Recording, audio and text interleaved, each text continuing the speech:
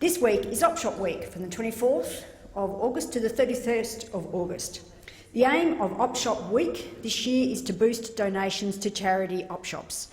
More and more Australians are turning to charity op shops to buy clothes, and good quality donations are always in demand, but never more so. I would encourage all my parliamentary colleagues and the broader Australian community to donate good quality clothes and items they no longer use.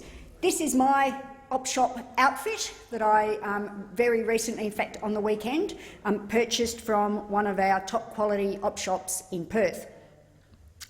In Perth also, we in fact make a whole month of op shops. We have Restyle for 2014 this year, and it's in fact the whole month is addressed to op shops, and in fact you're supposed to buy a theme every day. You dress in a different theme, and today's theme is fringe. Unfortunately, I couldn't find a fringe outfit to wear. However, as I said, this is my op shop outfit.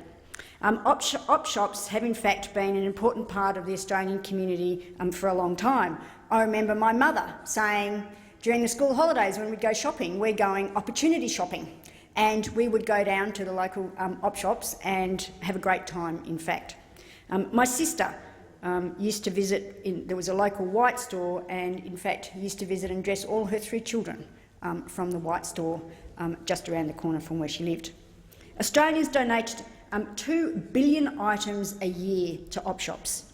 There are more than 3,000 op shops across Australia, and more than 70,000 Australians volunteer their time to support charity op shops.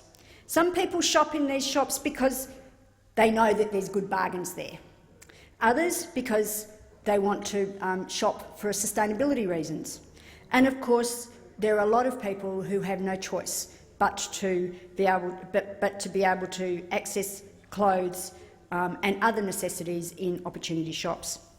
This year, Op Shop Week does come as thrown the need and the importance of the work that charities and op shops do is thrown even further into the spotlight because of the impacts that the budget may have on the most disadvantaged in our community. And charities and op shops are going to be relied on more than ever if those budget measures were in fact passed by this place.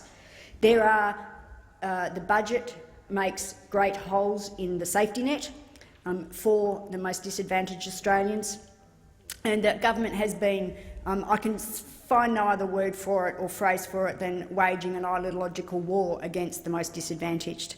So it's even more important in that frame that we consider the most disadvantaged in our country. It's very important that we make sure we support organisations that provide support for the most disadvantaged, and remembering that charities also provide very important emergency relief.